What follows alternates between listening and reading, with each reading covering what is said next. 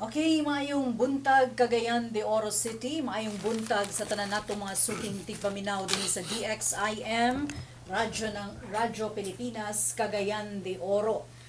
Miyerkules na usab og kini ang inyong alagad sa kahanginan si Ditas Edmilo Gualberto mulingkod sa atong tulumanon og in behalf sa atong regular anchor nga si Romy Kapinpuyan nga sa karon dili makauban kaninyo. Og karong adlaw mga higala nag-resume ang atong program uban sa atong newly proclaimed mayor dinhi sa Dakbayan sa Cagayan de Oro on his third term. Ania sa atong studio karon si Mayor Oscar Serinia Moreno. Maayong buntag, Mayor, and congratulations sa imong pagdaog. Salamat. Good morning, Ditas, and salamat kayo. I'm buntag po sa tanan yung mga kauban din sa Dxim, Radyo Pilipinas. And of course, ato mga kaigsunan sa Dakbayan sa Cagayan de Oro and kinatibukan Northern Mindanao, and of course, diya sa Kabisayaan, sa suki na to all over the world. May buntag sa inyong tanan, and salamat Ditas, and glad to be back. Mayor, akong unang pangutana kaganina sa imo off the air was nakapahulay na ba ka, Mayor? And also, buot-buot ko mangutana nga after sa imong victory, how do you move on sa tanan nimo nga na-experience nga black propaganda, mga fake news, murag it takes somebody as strong as you, no, nga siguro maka-move on diretsyo after sa mga nahitabo. Wow, loaded question. Of course, katong campaign was not ordinary. Daghan kay obstacles, not on the political front, but more on the personal front. No? Grabe kayong black propaganda, demolition. I hope dili na mahitabo to any other candidate in the future. Kay makalilisang, no? Sometimes I had very painful experiences, no? Na binagmadunggan sa akong mga bata, no? And sa atong pamilya.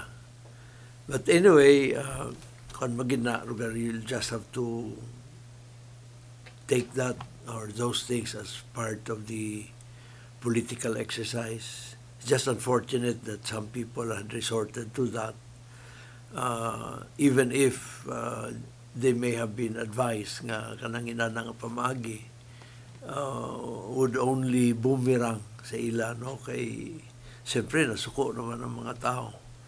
But probably that was the only way they thought na they could pull me down, to ruin me, to humiliate me, and to demolish me, no? Mura gid siguro ilang nakita nga pamagi para ma-arrest ang ma-setback, ma-counteract ang suporta sa katawan. But then again, as I've said, in the end, the people have spoken resoundingly and very decisively. After the election, I issued a statement. A day after the election, I issued a statement on deep reflection, saying that the sovereign people have spoken decisively, and we must abide by and respect and obey the sovereign will of the sovereign people. So I made mention politics are inherently divisive and polarizing. I wanted to say the political exercise that we just had was not an ordinary political exercise, but I just decided in the end not to say that in order nga di na ma-fuel pa ang sitwasyon. So I wanted to take a conciliatory position. So I said to the winners, I hope they'll be magnanimous in victory. And to the losers, I said I hope that they can learn from the lessons and also find consolation in the saying that there is winning in losing. No? And I also said we are very much honored and privileged, and as we are vindicated by the results of the election. And I added, I cannot thank the people enough, for the support that the people have provided. And of course, giyon po ko, the only way that I can reciprocate the support is to serve the people the best way possible. And I wanted to take a break, pero di man mahimo nga isuspende mo ang pagpaabot sa serbisyo sa gobyerno. And if I had taken a leave, ako rasang giperisyo si Vice Mayor Kikang kay ibalusan ko ng kapuisan siya. So I had to stay on. Now in the meantime, during the last weeks of the campaign, mga 2 weeks or so, my right eye started to get blurred vision. It was because of the grueling campaign schedule. We would undertake house-to-house handshaking twice a day. I remember wala lang na itong Good Friday up to Easter Sunday. And doon ay kaisa towards tundool na mahuman ang campaign period nga nag-ulan. So wala na handshaking sa. No. But otherwise, every day, twice a day, one in the morning, so good big alas 6, payangos alas 8, after pag alas 8:30, alas 9. And the other at 4 in the afternoon, after nag alas 6, alas 7, without fail. No? And so imagine the heat that my eyes had to bear, plus the exposure to dust and so on. No? So my right eye started to deteriorate, my blurred vision. And nabalakan ako even during the last days of the campaign. Sa ako handshaking, ipadayon nga po na ako akong mundang. Sunod, pero na ko'y gawiran. Kay di naman kayo makita sa akong right eye. And ang surface di na kay klaro. So, na ko'y gawiran. And, but I still managed, and nagpa-examine din ko after the proclamation. And the doctor, diniras local, the doctor advised me nga ay nanay katarak nag-develop na sa akong right eye. So it had to be extracted. And so I went through the preparation process of almost a week. And then last Saturday, I had my cataract extraction operation. Dinira sa Cagayan, si Dr. San Ko, taga Balingasag, and a young doctor in his early 40s. And sunod ang anesthesiologist ako, si Dr. Twinkle Serinia, a relative. And tanan local, nurses, attendants, din sa medical center. So I had my operation. And mga 30 minutes, and kalisa Diyos, with the help of God. Salamat kang doktor ko, Dr. Twinkle Serinya. Successful na ako operasyon. And, Outpatient naman ni Mayor, no? Outpatient lang. Oo. Pero dito, ko sa operating room, although bloodless, gali sa Diyos, no? And I was mildly sedated. Pero I was conscious of what was happening. Si Dr. Twinkle would talk to me every now and then. Dr. Ko would also tell me about the status, telling me to keep my eye open and so on. No? And then telling me nga doon na, keeping me updated. And then, so karon mura ko piloto. Kung makakita mo ka, Mayor, karon bagets kaya Sulob sa gagel. Shades, white shades. Sulob sa gagel. And but I was advised to lie low, avoid exposure, kanang big crowds, avoid the dust, di po maghago, dili na yung mga bawal, magdungo, alsag bugat, and so I had my check-up yesterday, the other day, rather Monday, and next check-up would be on Saturday, and I hope, I thank God, I'm now on the road to recovery. But medyo sad lagi sad gamay kay di ko kadulag basketball. Ay, Bawal ba? Bawal. So napugos gyud kag pahulay karon, Mayor. Motambok ko ani.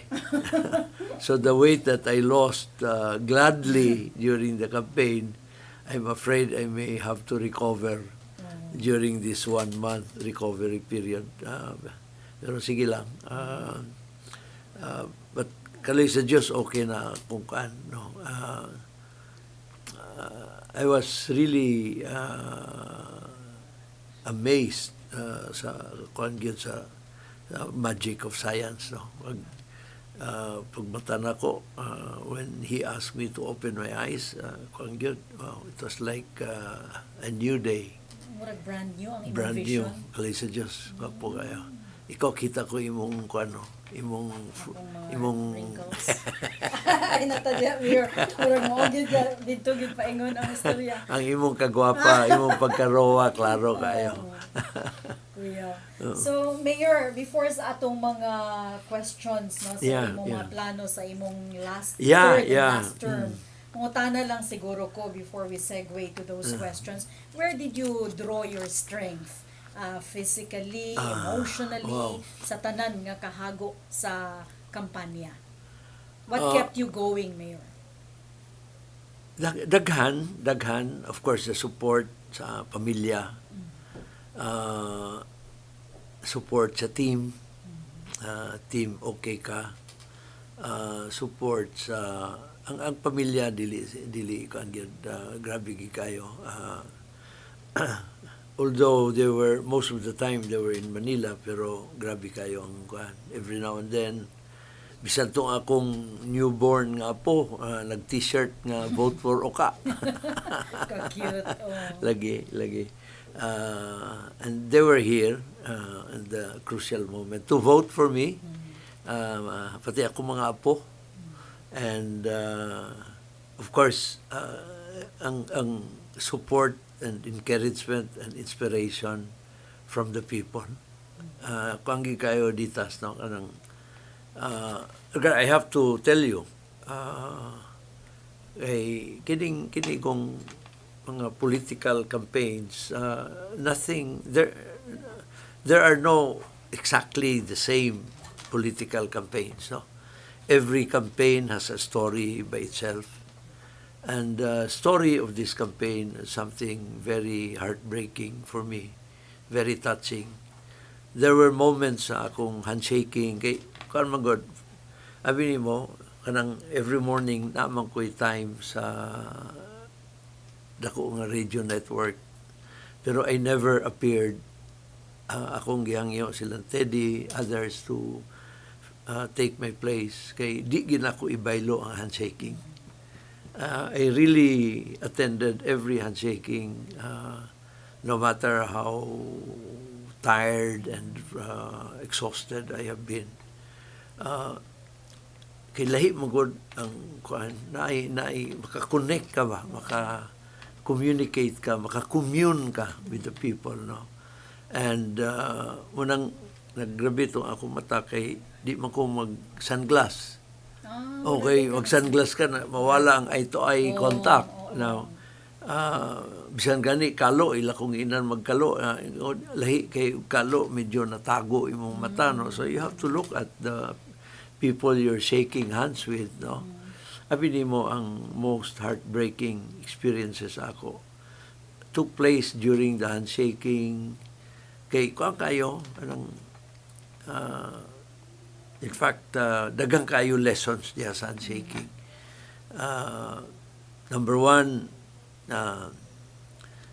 ang teamwork, ang harmony is developed, enhanced diya sa handshaking. Kay di biya sayon tanan biya mo gahago and you're doing it together, so na develop ang teamwork, no?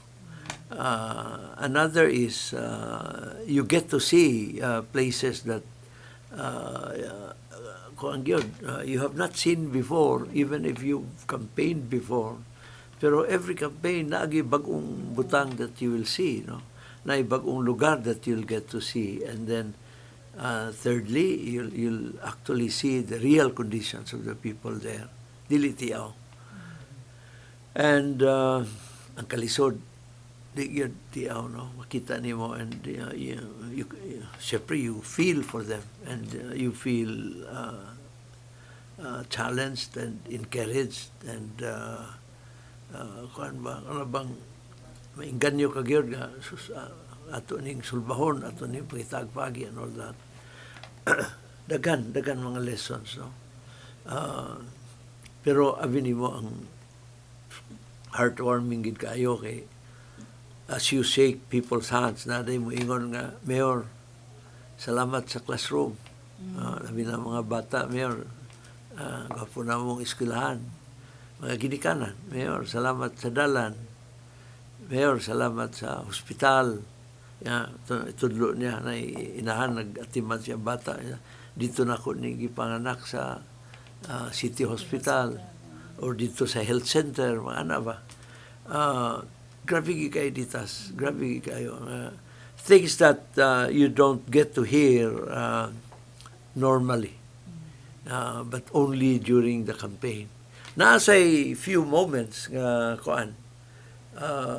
Nasa'y reklamo. Nasa'y reklamo. I remember one kuan gyud iyagi kong gikaan istorya, Mayor, ginadili day kining mga motorela sa highway. Inko ginadili na kuan makana ay national road man. Hindi siya ngano man nga sa ubang lungsod pwede man. Sa Cagayan na dili pwede na inko the fact na pwede sa ubang lungsod ila ka na nga problema, no? Pero di sa ato di magin ako mahimo nga kuan mo deklara ako nga pwede kay it's against the law, no? She refused to understand that for a while, so I had to explain. It took me siguro more than 15 minutes. Taas, no? Ako, I did not want to leave her. Kaya ang kuan lagi niya, nasa gamay nga tindahan, so yung bana na anang motorela. Nang bago karon motorela, anang kuan, usa nang singalan na wow. Kanang murag turtle? Oo, kana. Singalan na. Bao-bao. So, Bao-bao. Sunod, nabawal gadakpon man na sa LTO. Ko, ang highway sa LTO, highway kana sa national, dili ka na amo na ang LTO, LTFRB, dili, they don't report to me. Ako explicar na. Sunod, bisan pag usa ka milyon ka order mo, ingon ako nga okay lang mga bao-bao diha, di man na gyapon sundot kay that's against the law. O gyud, napay isa, diya stablon, ay nagkuhan sa ako nga paglaman, iyang gidawat, pero ingon din siya nga, wala man minimo atimana sa among resettlement, abi na mo imong kanon, anak makakuan ko. Unsa ni nga problema? Na ingon lagi siya nga Moreno na dunay ilang gituhuan, gidahuman nga resettlement project. Iko di man na hinana kadali. Akong gi-explicar sa iya, dili hinana kadali. Now, kung nagtuo ka mo na yuta, dili na tinuod, no? Kaya ang resettlement, wala pa tayo on-site. Tanan ka na off-site, no? Dito lugar yun sa gawas, Balubal, Indahag, Kalaanan, etc., no? Ako siyang he was misinformed, no? Pero sige lang. Anyway, mura sa tunduha sa entire campaign period, mura sa tunduha, no? Pero all the rest dita, so grabe nga pasalamat sa mga tao. There were moments, and I have to make this confession, there were moments nga grabe kayong ilang pag-welcome sa imo, kuan kayo. Very warm, and kung may mo, ilakang gakson, mag-ilog pa, kinsay una makalamano nimo, no? Kuan gid kayo. Sunod, Mayor, salamat, Mayor. And dali, Mayor, birahon ka pa. Ay munang mga ukan ditas nga, gasagol na ako singot o akong luha. Gasagol yun. And may lang kayo na isingot. So, akong trapuhan, hindi maklaro nga luha naman dito. Mixed emotions. Ay, grabe yun. Grabe yun. Gasagol yun ang akong singot o luha. Several times. And so, ako matago nga nagluha lugar ko. No? Kay singot man kayo. Pero, naiuban ako mga kauban, nakasabot siguro. Kay, kuan man yun, kanang manarapo. Natandog yun ka ato, Mayor. Natandog yun ang imo. Pero kuan yun, very, very touching. Very touching. I knew from day one na the people were going to support me overwhelmingly. Pero mo gyud ang ako is di man ako lang. Ako tanan gyud ang entire team. And we worked hard unta entire team para hapsay, and then wala na problema sa babag and all that, no? But in the end, the people have spoken. So motong I issued a statement na we have to abide by and respect and obey the sovereign will of the people. So, Mayor, murag natandog pod ko atong imong storya. Maybe you can say by now nga bring it on tanan klase nga election in the future. Kaya na nimo with that kind of election. Election kayo. Di na ko. Di na ko lang ilala ditas. Di na ko. Kuang kayo. Not for me, but for the city and especially the children. For the city, dili maayo nang inana nga klase nga kampanya, labi na nga boosted sa social media. Dili maayo kay ngano, as far as the locals are concerned, they know what's happening here. And wala epekto na. In fact, mga tao pagatubag nga fake news man na and all that. Mga tao pagatubag. Pero maluoy ako for the city. Kay ngano, those who may not be familiar with what's happening in the city, katong naas gawas, will have the impression nga, kagrabe ba diya sa Cagayan de Oro, no? Kagrabe kayo, unsa na ba ni, grabe king kawat and all that, grabe nga kaso, hundreds of cases, and then suspended, etc., disqualified, and then what the goal, ana ba, look at, kuan kayo, to those who may not be familiar, I have no doubt that they will entertain some dislike or aversion towards the city. Not sa ako, towards the city. And siyempre, it sets back ang atong effort to promote the city. Counterproductive. Na daw bi katong makabasa nga nagunaw na unta nga magbakasyon din sa Cagayan, nagunaw na unta nga mag-invest. So there will be second thoughts anang ilang mga plano. Ikaduha mga bata, kay kining social media kadagana sa gagamit ana mga millennials. Sila gyud, no? And what do you think will they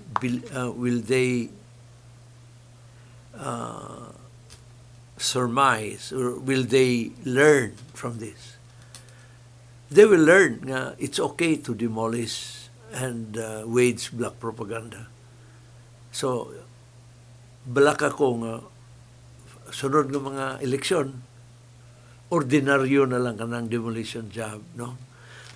Kanugnan ako sa integrity of the campaign. Kanugnan ako sa objectivity of the campaign, no? Ako ditas sa probinsya. I have seen itong mga rallies, no? I would always attend. Sa itong gamay pa ko, I would always attend, and I would be at the front of the stage, no? Ganganga, paminaw nilang Maning Pilay, paminaw nilang Jovito Salonga, nilang Pepe Jokno, all the rest, no? Maminaw sa ila, nilang Hil Puyat, no? And Lorenzo Sumolong, listening to those great campaign speeches, and inspired by them, no? I remember tong high school ako din sa Cagayan when I studied, ang Divisoria, ang kuan diha sa amphitheater was always the site of, during elections, the great speeches, no? The best speeches were delivered in the amphitheater, no? And maminaw ta, and we were awed by those speeches, no? Where great public servants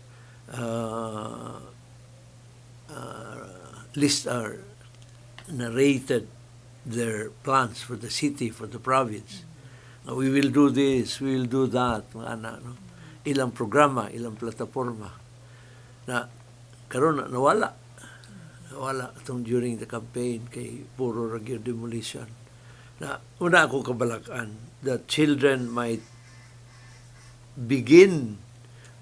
have the wrong notion na it's okay to demolish, it's okay to wage black propaganda if you want to be a public servant.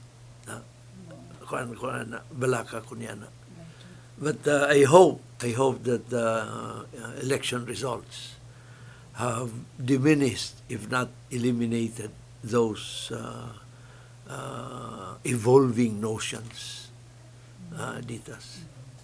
Thank you anang atubag Mayor, and we can go on and on pagid kay Chada unta gyud kay na nga topic, no, kanang mga pag-analyze sa mga nahitabo during sa election, but kapos kita sa oras Mayor kay naatay DOST program na sunod.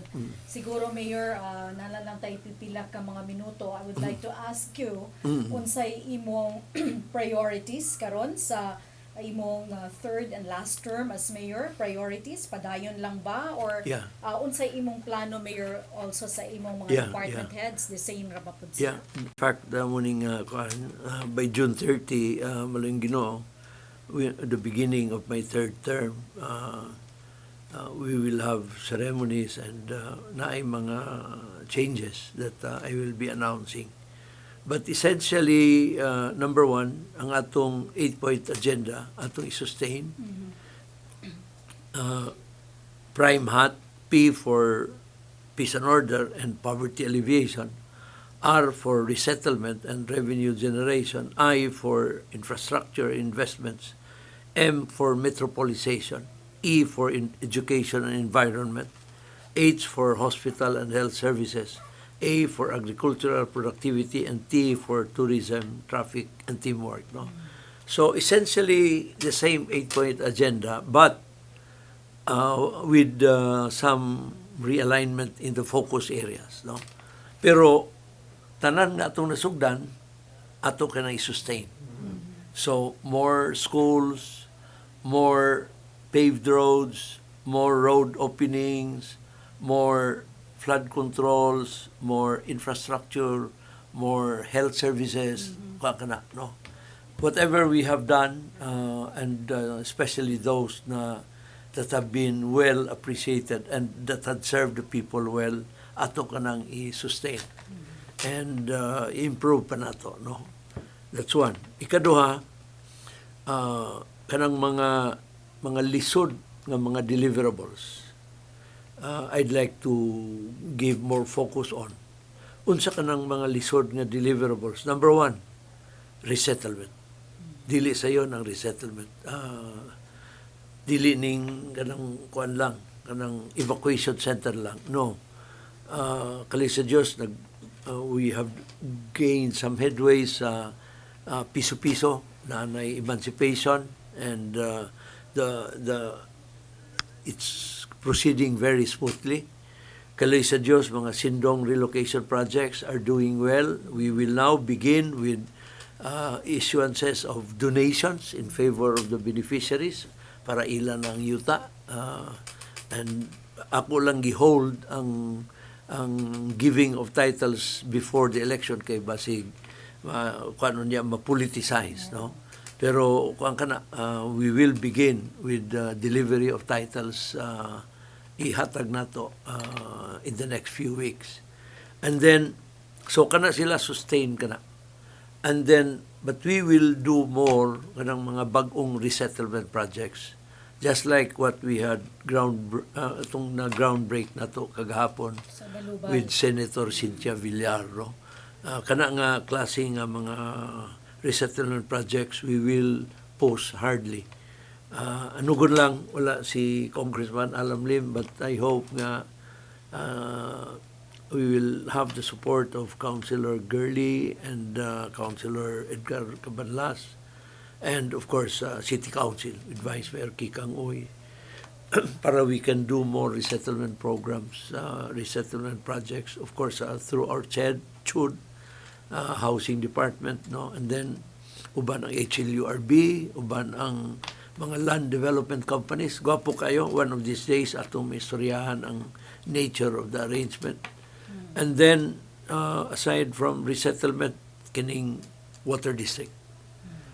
Labi na sa how, saan na to pag hatag og suporta sa water district, ug magsaliglat sila sa ilang revenues, di makaya. It will take them 20 years to catch up with today. Kung tanaw, ang water district is at least a decade behind. So, we need to make the water district catch up.